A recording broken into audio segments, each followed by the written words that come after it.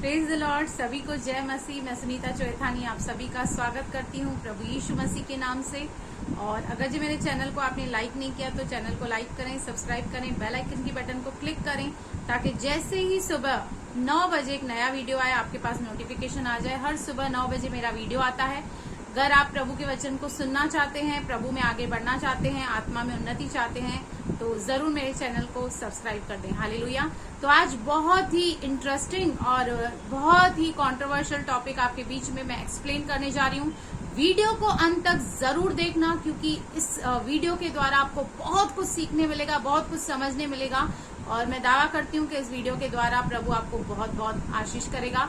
तो आइए आज हम स्टडी करेंगे एक ऐसे नेगेटिव कैरेक्टर के बारे में जो कि पुराने नियम में जिसे बहुत सारे लोग एक्सप्लेन कर चुके हैं, पर मैं एक अलग तरीके से आपको एक्सप्लेन करना चाहती हूँ।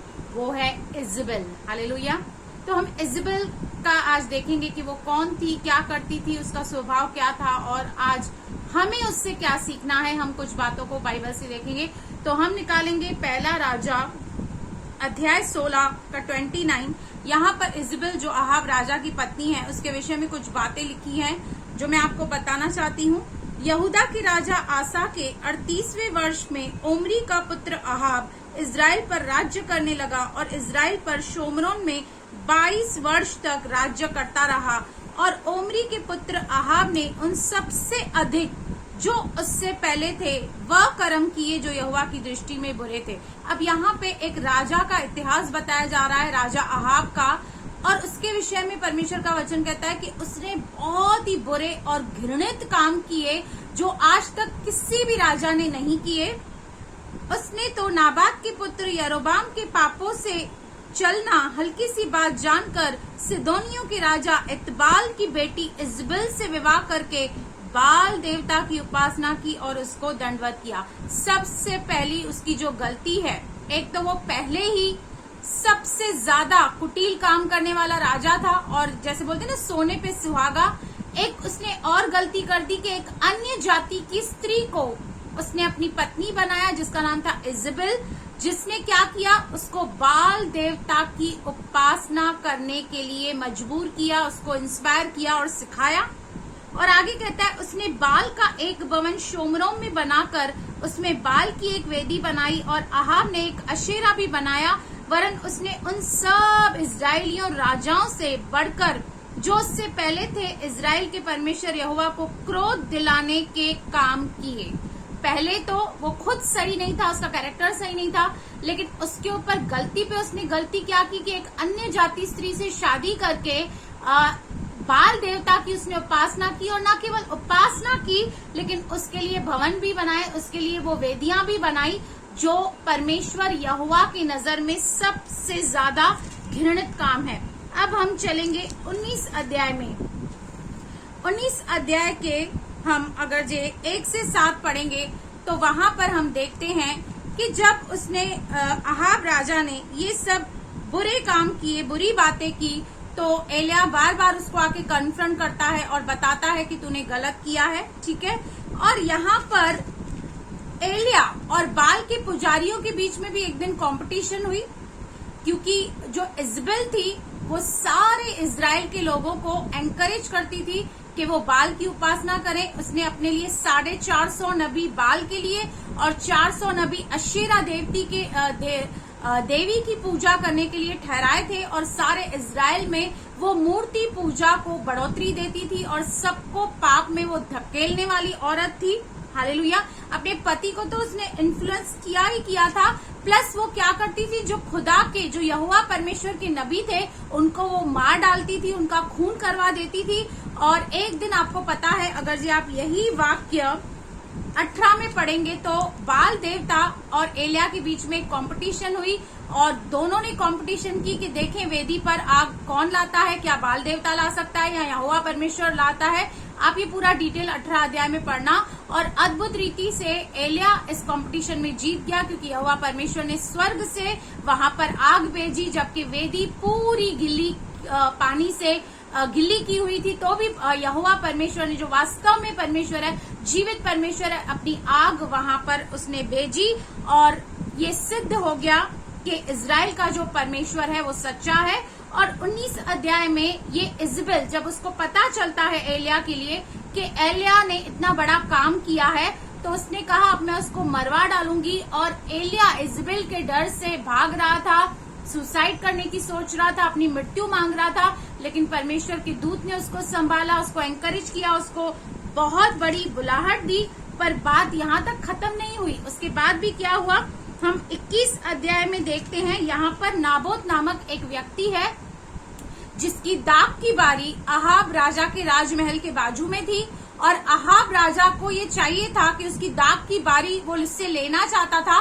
तो उसने उसको ऑफर दिया और कहा कि मैं तुझे मुंह मांगा दाम देने के लिए तैयार हूँ, तो मुझे ये दाख की बारी दे दे। लेकिन वहां पर इजराइल में ये कानून था कि वो अपनी पुरखाओं की जमीन किसी और को नहीं देते थे, इसलिए नाबोत ने उसको मना कर दिया और कहा कि मैं अपनी जमीन तुझे नहीं देने वाला हूँ। अब उसके बाद हम पढ़ते हैं 21 का, हम 5 से पढ़ते हैं। जब वो घर पे आया और उदास बैठा था, तो उसकी पत्नी पूछती है, आज इजबेल पूछती है कि आज तू उदास क्यों है, क्या कारण है कि तू उदास है। तो वो उसको बताता है कि मुझे ये दाख की बारी चाहिए, लेकिन मुझे मिल नहीं पाई, इसलिए मैं उदास हूँ। तो अब देखिए इसने क्या किया, हम 8 से 14 पढ़ेंगे। तब उसने अहाब के नाम से चिट्ठी लिखकर उसकी अंगूठी की छाप लगाकर, उसने पहले इजबेल ने तो अपने पति को वादा किया कि तुझे नहीं मिली ना ये दाख की बारी, अब मैं तुझे दिलवा के रहूंगी। और उसके लिए उसने एक षड्यंत्र रचा, और उसने क्या किया कि अहाब के नाम की चिट्ठी लिखकर उसके अंगूठी की छाप लगाकर सारे पुरनियों और रईसियों के पास भेज दी कि उस नगर में नाबोत के पड़ोस में रहते थे। उस चिट्ठी में उसने यूं लिखा कि उपवास का प्रचार करो और नाबात के लोगों के सामने नाबात को लोगों के सामने ऊंचे पर बैठाना। जो साक्षी, तब 2 नीच जनों ने उसके सामने बैठाना जो साक्षी देकर उससे कहेंगे कि तूने परमेश्वर और राजा दोनों की निंदा की है। अब उसने एक षड्यंत्र रचा नाबोत को फंसाने के लिए, और उसने वहां पर चिट्ठी डाली और उनको ये कहलाकर भेजा कि इसने परमेश्वर की निंदा की है और राजा की भी बेइज्जती की है। उसको फंसाने के लिए उसने 2 झूठे गवाहों को भी तैयार किया, और उन्होंने क्या किया, उन झूठे गवाहों ने उसके प्रति गवाही दी और उससे मार डाला गया। हम इस वचन को देखते हैं 13 वचन में। तब 2 नीच जन आकर उसके सम्मुख बैठ गए, और उन नीच जनों ने लोगों के सामने नाबोत के विरुद्ध यह साक्षी दी, नाबोत ने परमेश्वर और राजा दोनों की निंदा की। इस पर उन्होंने उसे नगर से बाहर ले जाकर उस पर पत्थरवाह किया और वह मर गया। तब उन्होंने इजबेल के पास यह कहला भेजा कि नाबोत पत्थरवाह करके मारा डाला गया। अब जो षड्यंत्र उसने रचा था उसमें वो कामयाब हो गई, और उसने उसको मार डाला और अपने पति को जाके कहा, देख मैंने उसको प्लानिंग और प्लॉटिंग करके मार डाला है, अब तू जाकर उसके खेत को हथिया सकता है, तेरे को दाम देने की भी कोई जरूरत नहीं है, पैसे देने की भी जरूरत नहीं है, बस अब तू उसे हथिया ले। आप देख सकते हैं स्त्री के कैरेक्टर को, ये किस किस्म की लेडी है, इसका इन्फ्लुएंस देखिए कितना नेगेटिव है, इसकी हर एक बात देखिए, इसकी हर एक गतिविधि देखिए जो परमेश्वर के केवल और केवल वचन के ही विरुद्ध है। हालेलुया।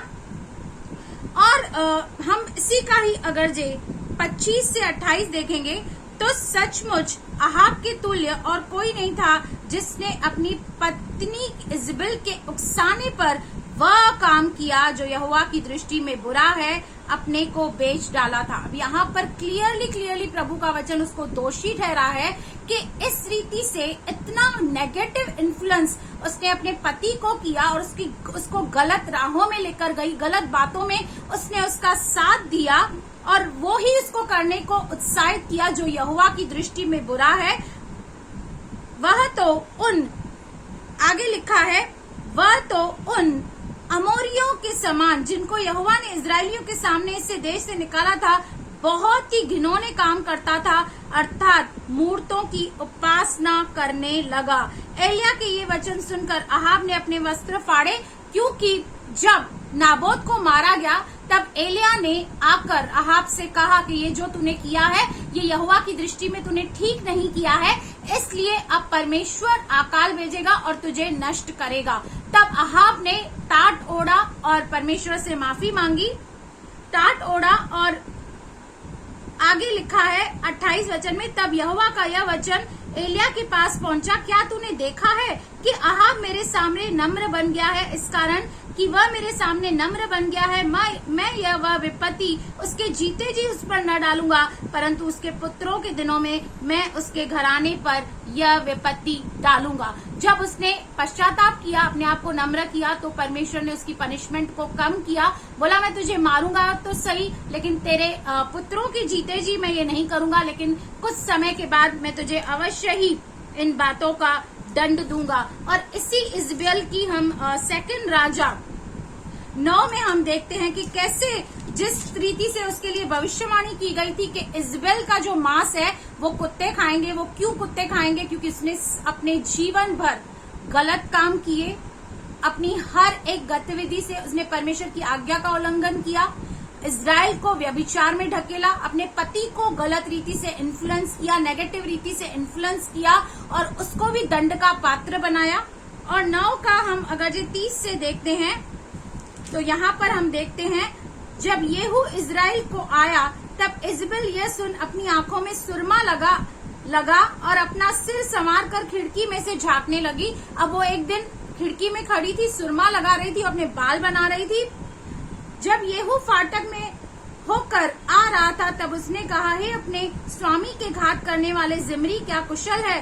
तब उसने खिड़की की ओर मुंह उठाकर पूछा, मेरा और कौन है? कौन? इस पर 2-3 खोजों ने उसकी ओर उसको और झोंका।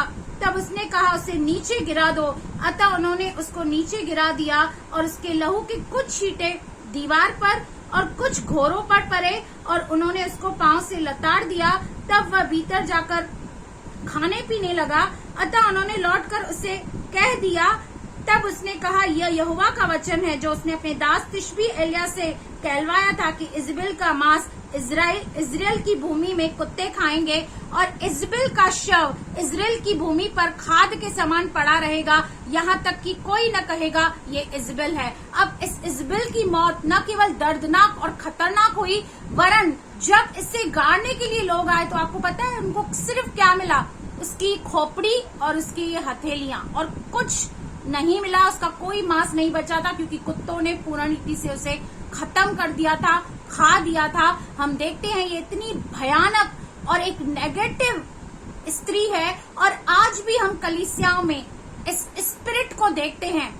ये वाली स्पिरिट आज भी बहुत सारी बातों में कलीसियाओं में मौजूद है और कलीसियाओं में इंटरफेयर करती है, क्योंकि इसी के लिए हम अगर ये प्रकाशित वाक्य 2:20 का हम पढ़ते हैं, हम निकालेंगे प्रकाशित वाक्य 2:20। यहाँ पर देखिए प्रभु का वचन क्या कहता है। 2:20 में प्रभु यहाँ पर थुआतीरा को संदेश दे रहा है, पर मुझे तेरे विरुद्ध यह कहना है कि तू उस स्त्री इजबेल को रहने देता है। आज भी बहुत सारी कलीसियाएं इस तरह की मेंटालिटी, इस तरह की लेडीज को, इस तरह के कैरेक्टर को एनकरेज करते हैं और कलीसिया में रहने देते हैं, उनको लीडरशिप देते हैं, उनको बहुत सारे कार्य देते हैं, जिसके द्वारा बहुत सारे लोग पापों में पड़ जाते हैं, गलत बातों में पड़ते हैं। आगे कहता है, जो अपने आप को भविष्यद्वक्तिनी कहती है और मेरे दासों को व्यभिचार करने और मूर्तियों के आगे चढ़ाई गई वस्तु खाना सिखलाकर भरमाती है, मैं उनको मन फिराने के लिए अवसर दिया, पर वह अपने व्यभिचार से मन फिराना नहीं चाहती। देख, मैं उसे रोगशैया पर डालता हूँ और जो उसके साथ व्यभिचार करते हैं, यदि वे भी उसके से काम से मन न फिराएंगे तो मैं उन्हें बड़े क्लेश में डालूंगा। हालेलुया। इस इजबेल का जिक्र प्रकाशित वाक्य में किया गया है। क्यों किया गया है? क्योंकि आज भी ये स्पिरिट काम करती है कलीसिया में, मसीह लोगों में, भाइयों में, बहनों में। ये आज भी ये स्पिरिट काम कर रही है। तो हमें क्या करना है? हमें इन सारी बातों को सीखना है, समझना है और इस इजबेल स्पिरिट से हमें दूर रहना है। क्योंकि ये इजबेल स्पिरिट क्या है? ये एक over fashion, over makeup, over exposure, दुनिया की बातें, संसारिक बातों में लिप्त ये स्त्री है। इसीलिए आज हमें पहले खुद को चेक करना है और हमें चेक करना है कि हमारी फेलोशिप हमारी संगति कहीं ऐसे किस्म के लोगों के साथ तो नहीं है जिनके अंदर ये स्पिरिट कार्य करती है, क्योंकि ये स्पिरिट आज भी कलीसिया में मौजूद है। आप देख सकते हो शुरुआत से लेकर अंत तक कैसे इस लेडी ने हर एक गलत काम किया और कैसे परमेश्वर के नबियों और दासों का नुकसान किया, उनसे बलवा किया, कैसे उनकी निंदा की, कैसे उनको मरवा डाला। तो आज हमें इससे सीखना है। अगर इन सारे रेफरेंस को आप घर में पढ़ेंगे तो आप और डिटेल में सीख पाएंगे। आप परमेश्वर से दुआ करें, प्रार्थना करें। अगर जी कहीं भी आपको ऐसी स्पिरिट दिखाई देती है जो लोगों को गलत राहों पर धकेल रही है, गलत चीजें सिखा रही है, गलत चीजों की इंस्पिरेशन दी रही है, तो आप उनके लिए प्रार्थना करें ताकि परमेश्वर आपको और मुझे इन सारी गलत स्पिरिट से, दुष्ट आत्माओं से हमेशा दूर रखे। तो प्रभु इस वचन के जरिए आपको बहुत आशीष करे। आमेन, आमेन।